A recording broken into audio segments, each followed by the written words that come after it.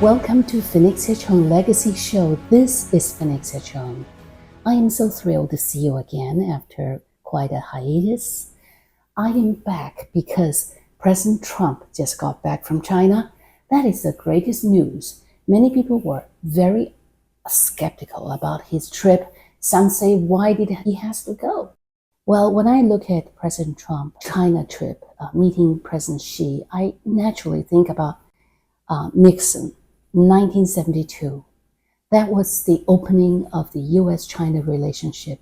That was a groundbreaking, except that at that time, America was very optimistic, very hopeful, wanting to end the Cold War, wanting to build a relationship. This time, Trump is having or was having or still have quite a different mood, because China is now, after 50 years of rising, now the dragon is on the horizon. The dragon is set to be taking over the world. So Trump has prepared his trip in such a cautious way and flying in tons of ammunitions, so-called ammunitions. So he was very well prepared for a perhaps very confrontational meeting. But the end result was, at least on its surface, was such pageantry. So this is such a historical trip. I think the profound significance of this trip is not how much beams we purchase, how many planes he signed order for. This is a time when US and China realign itself in a positive way. One of the opening speech of President Xi in the banquets, he said, well, China has 5,000 years of history. I know America is welcoming its 250 years anniversary, what a celebration. It's actually very sarcastic. But it's true, Trump was entering a country with great history. I was so thrilled to see President Xi open his backyard, open his office, open his garden to President Trump. President Trump was so humbly standing in front of this 400 years old tree. He was admiring the antiquity of China. But that does not mean he's going to lose grounds for the United States. So there's so much elements at play. One couldn't possibly see this historical meeting from one dimension. We cannot see Trump-Xi meeting summit from solely political view, or solely from business point of view, or solely from military point of view. We really need to take a back seat looking at this two human meeting. Two individuals that holds the power of the direction of the future. And I think it's a great step forward.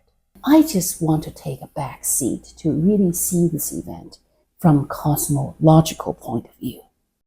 Temple of Heaven is the ultimate altar.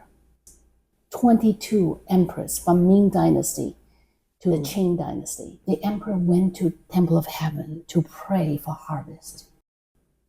So that was a profound moment when you see these two important individuals who was given the heavenly mandate to govern the world, was actually standing underneath it.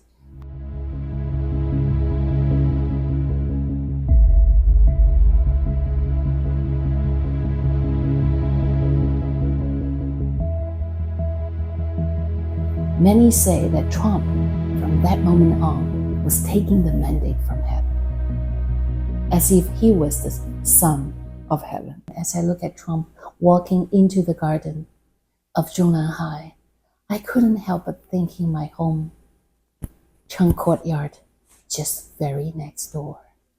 The proximity with history, Cheng Courtyard has the closest proximity to history.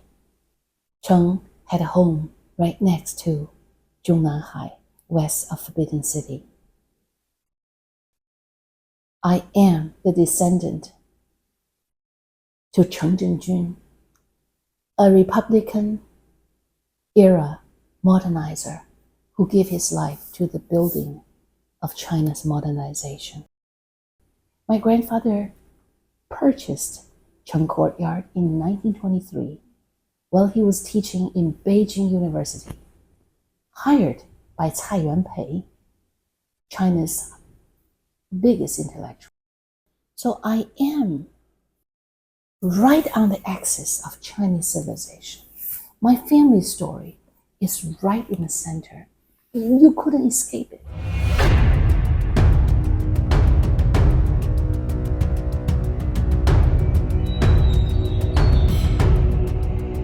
Dragon is power.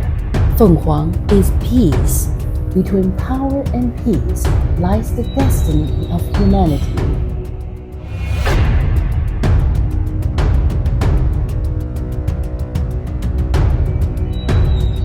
Introducing award-winning PHOENIXA The Nest, the first volume of PHOENIXA Saga, a mystical quest for peace.